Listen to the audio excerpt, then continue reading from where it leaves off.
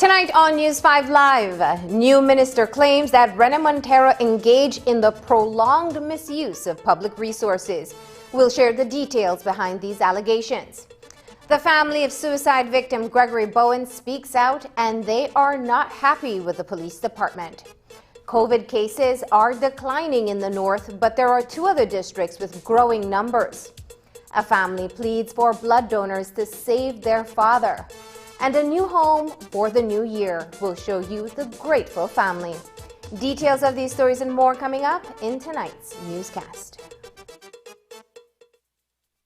It's a fact that you can access unlimited services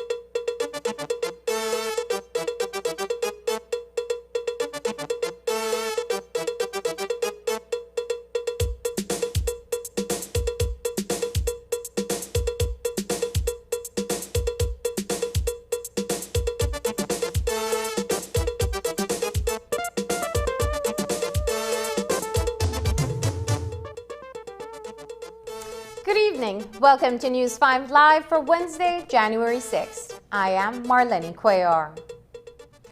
Former Minister of Works Rene Montero may be facing criminal charges in the days ahead. The three-time UDP Cayo Central area representative is the subject of an ongoing investigation being carried out by the Ministry of Infrastructure Development and Housing. It is alleged that under his tenure as head of that government department, equipment, fuel, and human resources from the Ministry of Works were used to develop private properties, including his farms. Prior to the November 11th general elections, the media had reported on the use of government assets on his properties. Since taking office, Infrastructure Minister Julius Espat has launched a probe into those allegations and today came forward with evidence which he says supports the claims made by several witnesses. According to Minister Espat, there was collusion between Montero and CEO Errol Gentle. The Ministry of Infrastructure Development and Housing has investigated and compiled evidence in support of allegations that former Minister Rene Montero engaged in the prolonged abuse and misuse of public resources for his private gain. These allegations have been in the public domain for many months and were in fact the subject of a news broadcast by Plus TV from well before the general election. The allegations do not originate from me or my ministry. We have, however, chosen not to ignore them, but instead to take action on them. The ministry has interviewed and secured sworn statements from multiple workers directly involved, confirming that Minister Montero used heavy equipment, personnel, and fuel from the ministry to develop his private farms over some 3.5 years at significant expense to the public. Abuse was flagrant and facilitated by public officers of the Ministry of Works at the highest level as a form of ministerial entitlement. As bad as the conduct of Minister Montero appears, Minister Montero could not have engaged in such prolonged abuse of public resources without the assistance and connivance of his Chief Executive Officer, Errol Gentle, and others in the public service. In investigating Montero's dealings during his term of office, the Ministry of Infrastructure and Development has turned to the Attorney General, the Commissioner of Police, and the Integrity Commission to determine whether any legal action can be taken against him for misconduct. According to Minister Espat, no stone is being left unturned. The ministry has sought legal advice and is advised that the conduct disclosed in the statements may give rise to both civil and criminal proceedings. Civil proceedings can take the form of a civil suit for damages for misfeasance in public office and in the form of a complaint to the Integrity Commission under the provision of the Prevention of Corruption in Public Life Act.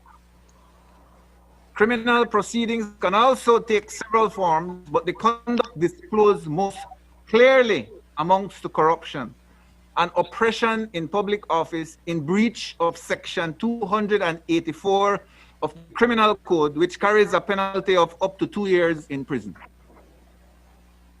I have instructed the CEO to pursue all available options to punish all wrongdoing disclosed and to recover for the revenue all losses sustained by reason of the flagrant abuse and misuse of public resources. He, this week, accordingly requested that the Attorney General's ministry consider institution of a civil suit for damages for misfeasance in public office against Minister Montero and Errol Gentle. Made a report to the Commissioner of Police and the Director of Public Prosecutions for a criminal investigation to be commenced into the misconduct, and has also made a report of breach of the Code of Conduct for members of the National Assembly and public officers to the Integrity Commission. If that wasn't bad enough, Montero has found himself in yet another outrage, this one involving a starting gate used in horse racing activities. This morning, personnel from the Ministry of Infrastructure Development, accompanied by a team of police officers, retrieved the gate from a property which was said to be Montero's farm. In a letter written to Minister of Sports Kevin Bernard on December 28th, CEO Robert Liam Stewart of Cayo Steel Works Limited informed that the gate had been constructed and donated to the association or committee responsible for horse racing in Cayo and not for Montero's personal use. According to Minister Julius Espat, the extent of his ministry's involvement in the matter was only to retrieve the gate from the property. That issue is separate from the issue from the Ministry of Infrastructure and Development. It is separate from the 3 letters that we wrote to the Commissioner of Police, to the Integrity Commission, and to the Attorney General's Ministry. But it coincides to a certain extent. Let me give you a little history. The Horse Race Association contacted us at the Ministry of Infrastructure to be able to assist them in maintaining field in the Cayo district, the horse race field. We sent out our supervisors to analyze the work, and in doing so, they informed us of a gate. I don't know what's the technical term. A starting gate. And so we started to find out who owns the starting gate. We were in contact with the Ministry of Youth, the Honorable member from Orange Walk East. And he asked us to be able to find out a little bit more. He found the gentleman that built the gate, and he wrote us a letter. Well, he didn't write to us. He wrote to the Minister of Youth a letter explaining to him that the gate was a donation to the Horse Race Association. And the minister requested of us if we could assist him with equipment to be able to retrieve the gate. The minister also contacted the Commissioner of Police. The Commissioner of Police was in communication with us. It was a joint effort. We took our equipment and the police escorted us, and the equipment was retrieved this morning. In responding to the allegations being made against him, Montero issued a letter earlier today in which he refuted claims that he had the gate and used it privately.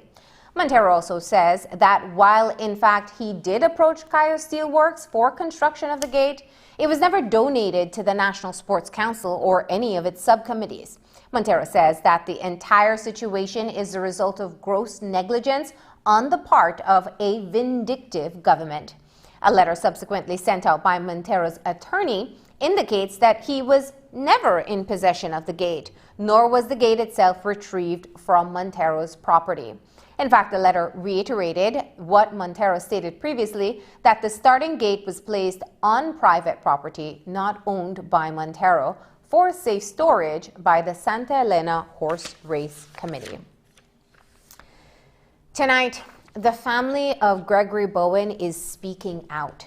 Bowen is the 39-year-old man found dead in a cell block at the Queen Street Police Station on Monday morning. The police allege that Bowen hung himself with his pants, but tonight, his sister says that she doesn't believe that is what happened. Catherine Bowen tells News 5 that while her brother battled depression, he was not suicidal, and that same night, he was given a relaxant at the hospital before being locked in the holding cell. Here's what Catherine shared with News 5 today. We are finding it very hard to believe. It's mind-blowing. I know that my brother have had mental issues. The community knew him as having mental issues.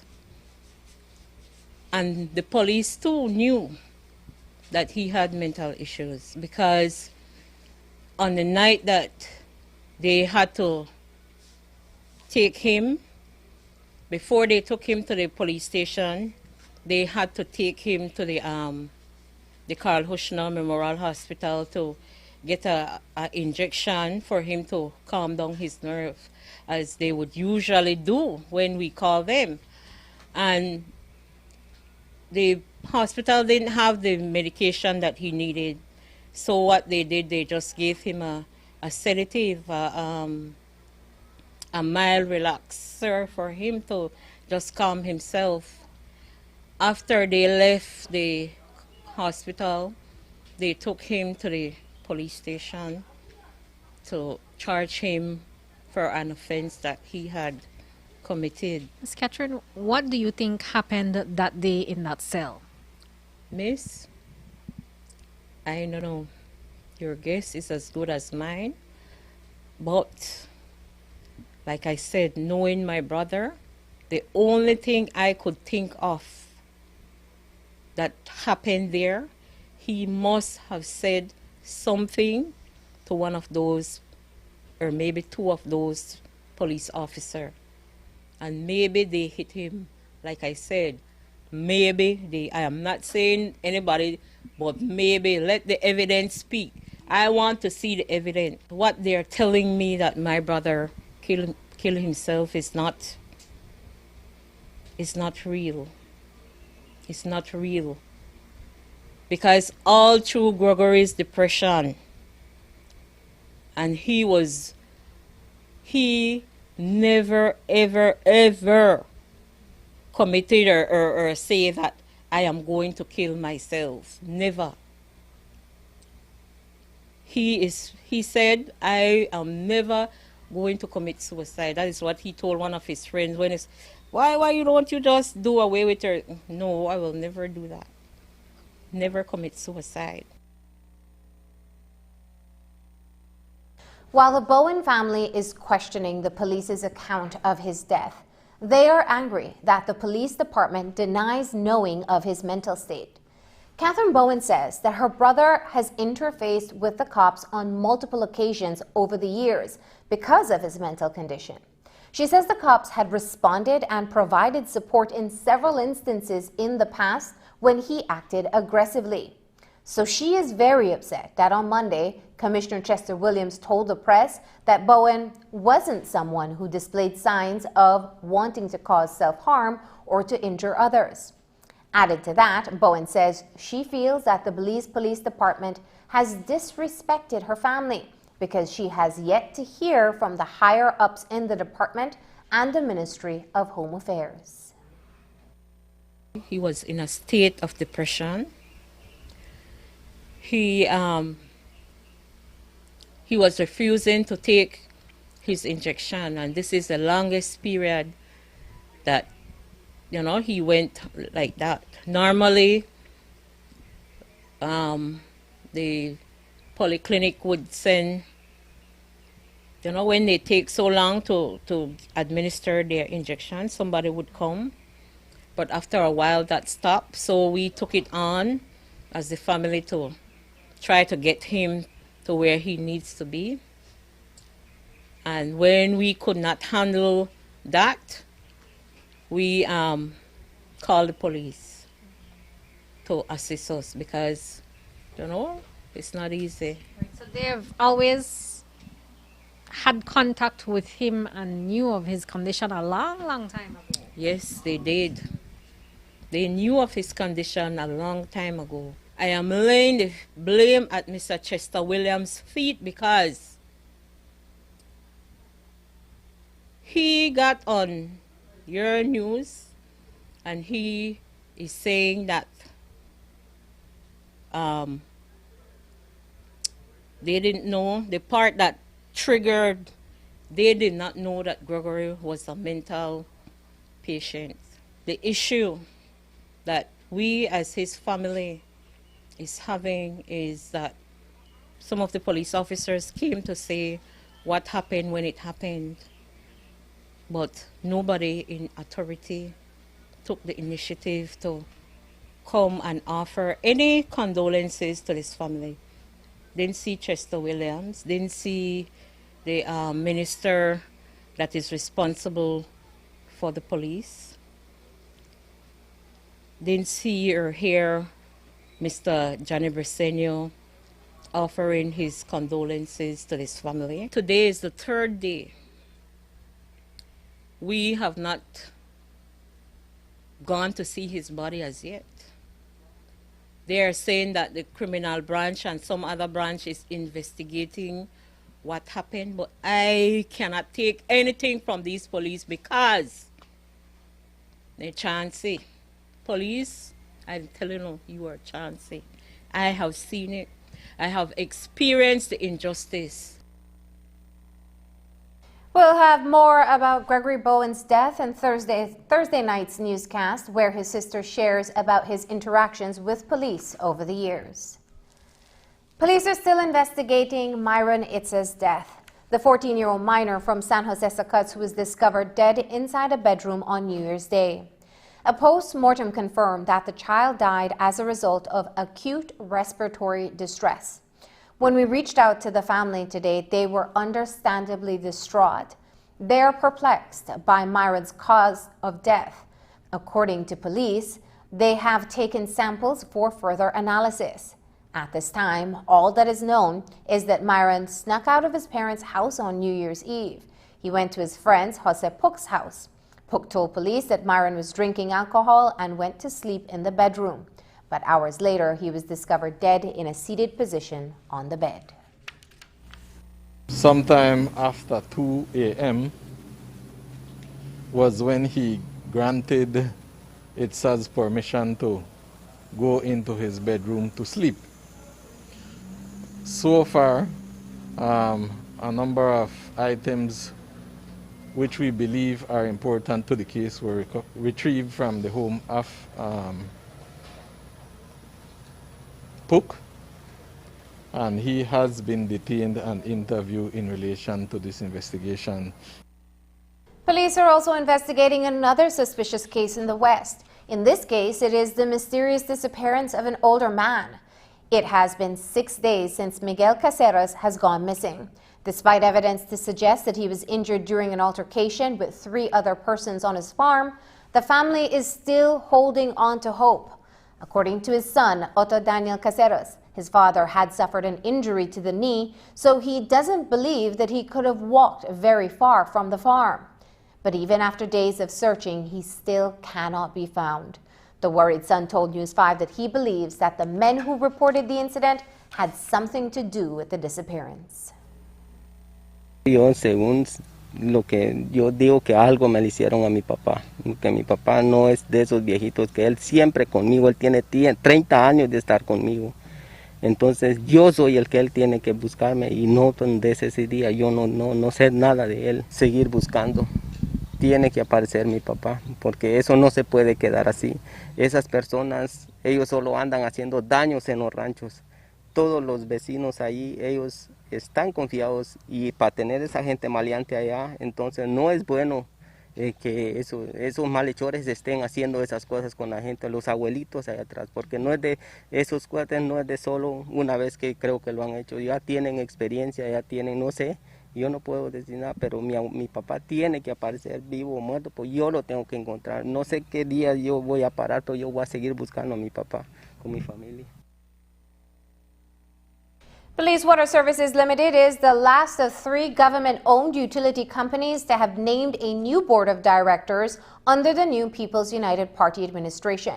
The appointment of Cornelio Acosta as chairman and 8 other members succeed the selections of former Senator Mark Lizarraga and attorney Andrew Marshallek as the presiding officers of BTL and BEL, respectively. Acosta is listed as a procurement manager at Bowen & Bowen Limited. Other members of the BWSL board include Ashton Longsworth, Crescencio Sosa Jr., Eligio Briceño, Jose Pepe Garcia, Keith Mira, Ivar Medina, Carmelita Blanca, and Dr. Victor Rosado.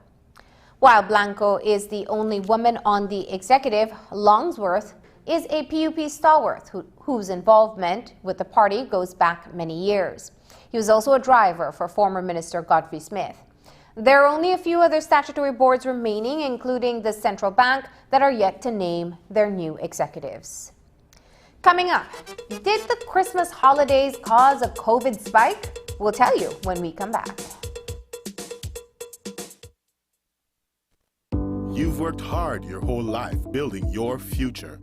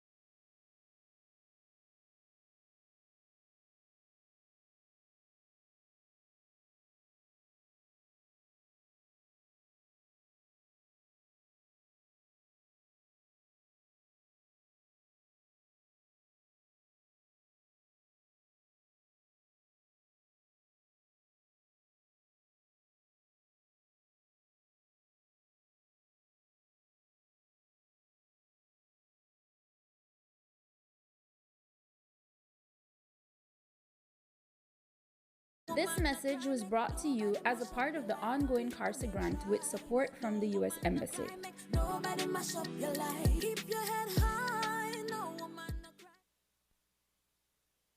The COVID-19 outbreak at the Palmview Center has been contained. The Ministry of Health and Wellness confirmed on Tuesday that 21 residents and 7 staff tested positive for the deadly virus. But according to Acting Director of Health Services, Dr. Melissa Diaz, the index patient has not been identified. She says that none of those who tested positive is critically ill at the moment and that the center has the full support of the doctors and nurses at the Western Regional Hospital. In regards to the outbreak that has occurred and was reported yesterday at the Palm Center in Belmopan, we do not know exactly who the index case is. We do feel that more than likely it could be a staff member or someone coming into the facility, as everybody else resides there. So we haven't really isolated the index case. Does this present a particular problem for the management there at the center and for the Ministry of Health officials, seeing that you're dealing with mental patients? Absolutely, it is a difficult situation to manage. The mental health patients, along with the location, it's separate and apart from the Western Regional Hospital, and with the number of persons positive there, we've also we've got to ensure that the staff that's going in now to give care has on proper PPEs, all the infection prevention and control. Policies and processes need to be followed very strictly.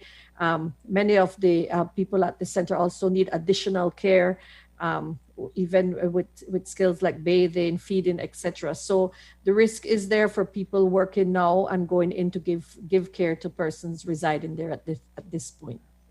Has the situation there at the center been contained, and has anyone reported critically? Well, everybody is very stable. Western Health Region has supported with doctor and with nurses going in regularly, giving medication.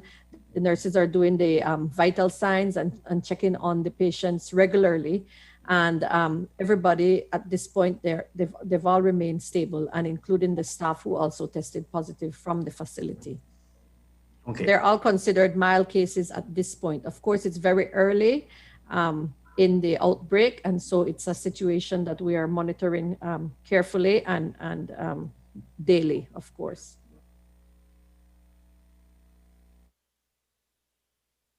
The KHMH this evening announced that effective immediately, all potential patients being admitted for care at the KHMH will undergo a rapid COVID-19 test, which may result in a PCR confirmation. On Tuesday, the country recorded 81 new COVID-19 cases, putting the total to 11,018 confirmed cases. Out of that number, 530 cases remain active. 258 deaths have been reported, and at the moment, 22 patients are hospitalized. The overall positivity rate is now at 21.1%. Health officials expected that by this time, there would have been a spike in confirmed COVID-19 cases due to the 2 long holidays. It was expected that over the Christmas and New Year weekends, the public would have indulged in socializing, but the numbers are so far not reflecting that.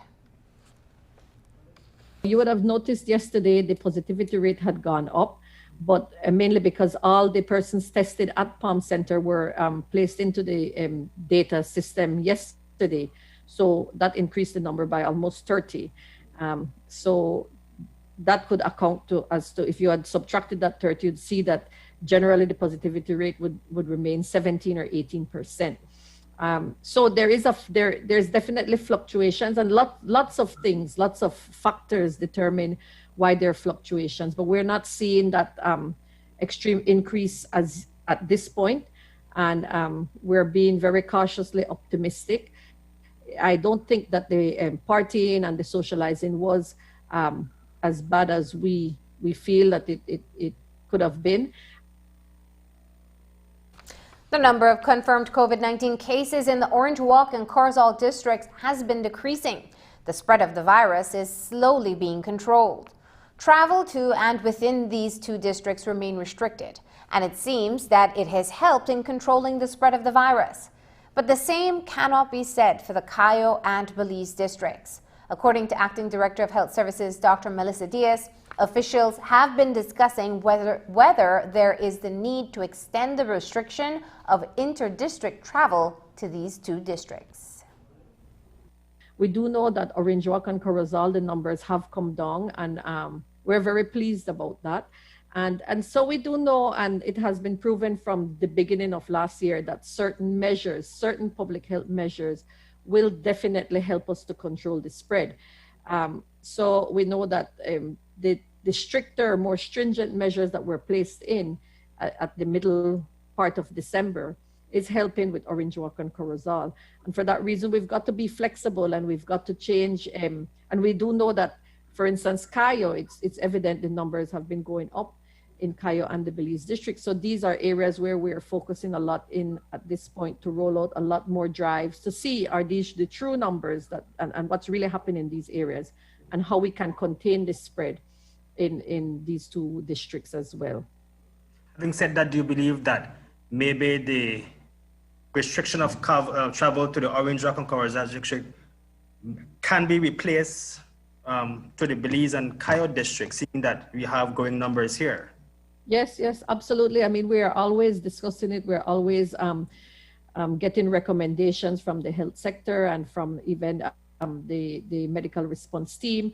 And we look at it and we make a decision depending on the data and on the projections. We would then make a decision of if we will extend inter-district, the reduction of inter-district traveling, or if some will be lifted. So that's something that we would talk about daily and make decisions depending on the numbers. Orange Walk North Area Representative Ramon Monchi Cervantes is the 6th PUP area rep to test positive for COVID-19. The Minister of State in the Ministry of Foreign Affairs, Foreign Trade and Immigration revealed the news in his New Year's message on Facebook last Thursday. In a statement, he said, quote, "I ask you all to remain calm and not to worry, for with my strong faith in God and your prayers, I shall pull through," unquote. And while Cervantes is quarantining and expected to recover, the situation is not so fortunate for Belize City businessman. Orlando Kwan Sr. is intubated at a private medical facility in Belize City. Kwan Sr. is among those severe cases for which a blood transfusion is needed and treatment by convalescent plasma and platelets. His family's recent plea for blood donations further highlights the importance of giving the gift of life. News 5's Dwayne Moody reports. Since Christmas Day, well-known Belize City resident Orlando Kwan Sr. has been hospitalized as his condition deteriorated after he contracted the deadly coronavirus earlier in December.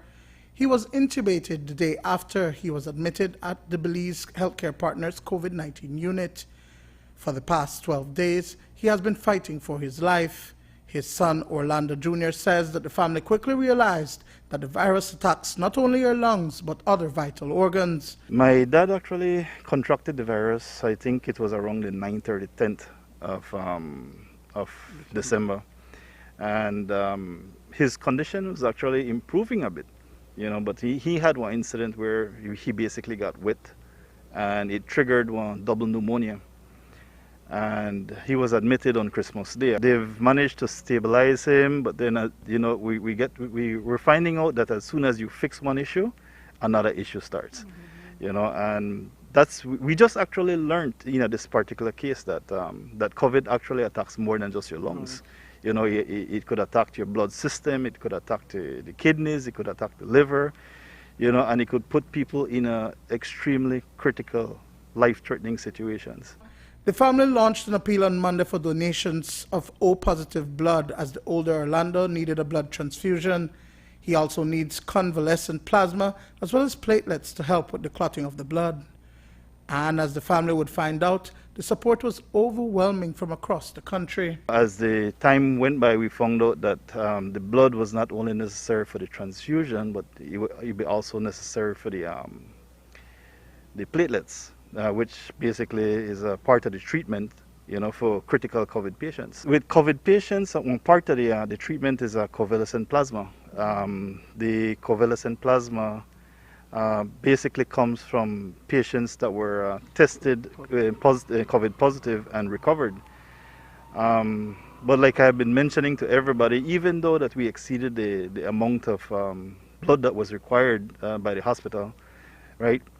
We're still urging people to donate, because even if my dad wouldn't pull through this ordeal, right, he's clinging on to life right now as it is. He's very, very critical, and we don't know what the outcome would be, but, You know, even if he doesn't pull through, I knowing my dad, he would have been somebody that would have supported the idea to support the blood bank for other people, especially people that are critical. No? The appeal is made for a specific patient.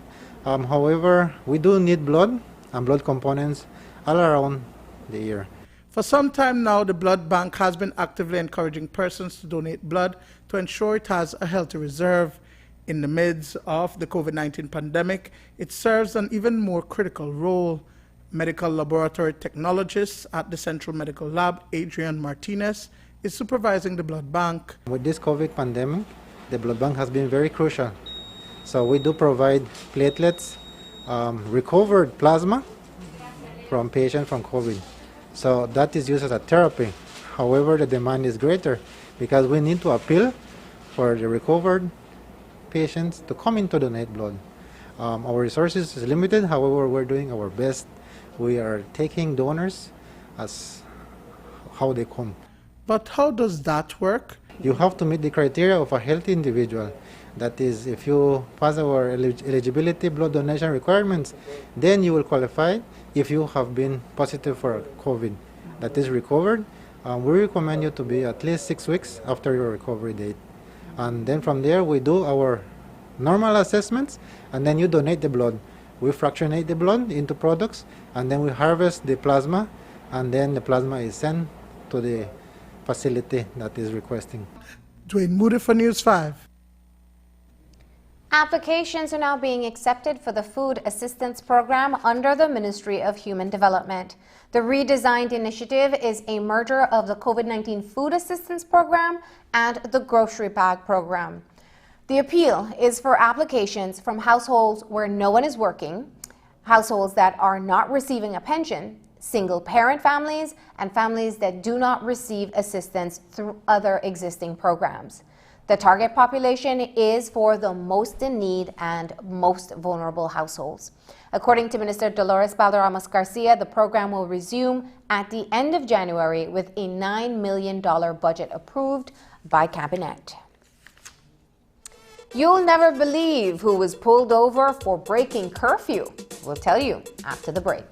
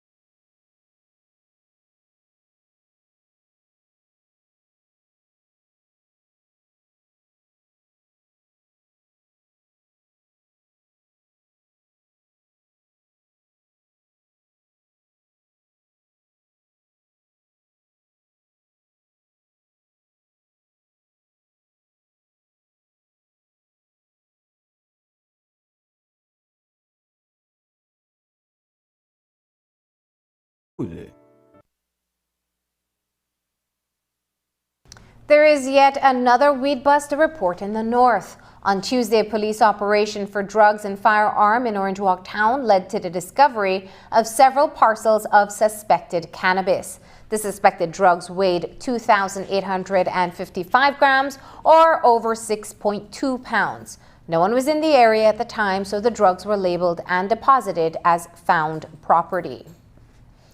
That bust is one of many the police make every year. Commissioner of Police Chester Williams has himself spearheaded numerous anti-drug operations thus far in his career as an officer.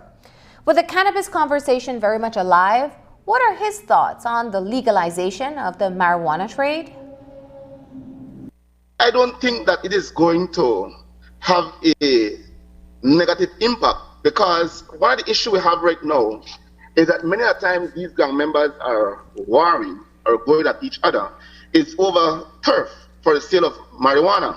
So if it is that you have a market where they can sell their marijuana legally to a company that is going to process the marijuana and do whatever needs to be done with it, then there is market for all of them, as opposed to them fighting to sell here or fighting to sell there and killing each other out. So I think that it could have some positive impact in terms of them being a part of the industry. And perhaps maybe what can also happen is that instead of giving license to plant to big time companies or big time people, we can maybe give license to some of these same young men that they can grow, and then they can sell to the companies that are going to be engaged in the processing of the marijuana. So I think it can work for them. And he may be the top cop in the country, but on Tuesday night, Commissioner Williams was stopped for violating the quarantine regulations. Williams was driving in Belize City when he was stopped by one of his own officers for being out during curfew hours. It's ironic because a low-level ranking police officer caught the highest-ranking police officer in what he thought was a breach of curfew hours. But in Williams's defense, he is an essential worker and was out making sure that everything around the city was fine. Williams kept his cool, and in a leaked audio recording, he joked about his encounter with the law. Good night. Can you all believe I am out within the city, driving around, alone in my vehicle, making checks in a different area to see that everything is okay. And here comes a policeman on a motorcycle, lights on, chased me down, stopped me. When he saw it was me, he looked at me and said, "Sir, you cannot be out this late because you are the one who authorized the curfew." I'm like, what the hell? Am I hearing correct? But I maintained my cool and politely said to the officer, "Thank you, sir, I'm going home." Maybe that was a show because I saw other vehicles passing by and no police pursuing them. I'm certain the officer knew it was my vehicle and wanted to put on a show, but I give him a medal for a good performance. When we come back, Good Samaritans hand over a new home to a deserving family.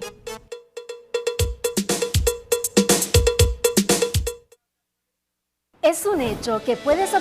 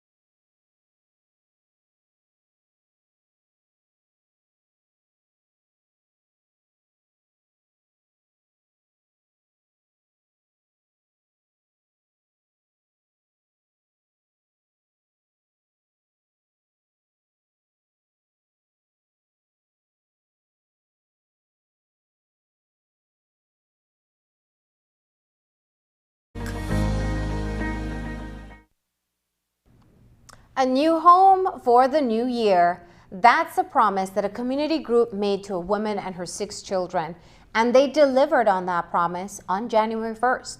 2 weeks ago, we traveled to Cowpen Village to share the story of how a community banded together to help a woman who has been left crippled as a result of health complications. The Good Samaritans built the home in just over 2 weeks. We wrap up the touching community initiative with the handing over that took place on January 1st. Here's that story. Y hoy quiero hacerle la entrega oficial de su casa, de este hogar, a usted y a su familia. ¿Okay? No hay palabras para poder decirle qué tanto agradecidos estamos con Dios por darnos la oportunidad de poder ayudar.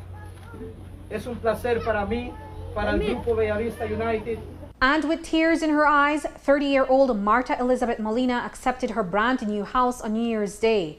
Molina, a resident of Cowpen, is unable to walk after she suffered multiple strokes 10 months ago. Since then, she and her 6 children have been living in a dilapidated house in Cowpen Village.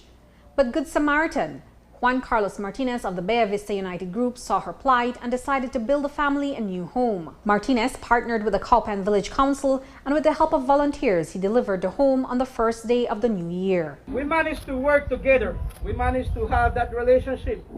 And we started this project with one vision only, was to conclude this house and to have this family living as what they deserve. Might not be the best, and we wish that we can do better. But let me say, with the help that you all have provided, doesn't matter how much. This is a beginning. It's not the end. Martinez says the handing over was a joyous occasion for all involved, especially for the 7 recipients. A terrible day, I will say that, because we could see tears on this family's eyes, and even on mine, because we did everything with love. With tears on her eyes, she replied that God will be the one who will bless every one of us and every donor who makes her dream reality. She actually said that never thought to have a house like that. Whenever we came by and explained to her that we wanted to build a house, she says in her own words that eventually she think it was to get a couple of plywoods around and create a wall, but she didn't expect what she received that day. When we visited on December 19th, the workers were already putting on the roof, and by New Year's Day, the home was ready for the family to move in. It took 16 days to complete, thanks to the outpouring of support. The first time you guys came and did the interview, we were just in the step of putting the roof. It took us 16 days for completion and to hand over that house. From day one, when we started from scratch, from nada, it was actually, it was plastered inside and outside, was properly painted. There were 2 bedrooms. We have an internal bathroom with wash hand basin, a faucet, and everything's working condition.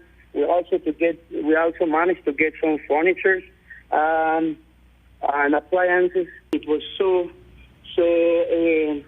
amazing to see the amount of people coming together after you did the reports, and thanks to everyone, formally thanks to everyone. Reporting for News 5, I'm Andrea Polanco. The new homeowner is still in need of some appliances and funds to connect electricity. If you'd like to help, you can reach out to Juan Carlos Martinez at 671-0765. And that's the news. Tonight's broadcast is available in text at channel5belize.com. You can also connect with us on our Facebook page at News 5 Live. I'm Marlene Cuellar. Thanks for joining us, and from all of us here at News 5, please remember to wash your hands, keep your social distance, and stay safe. Good night.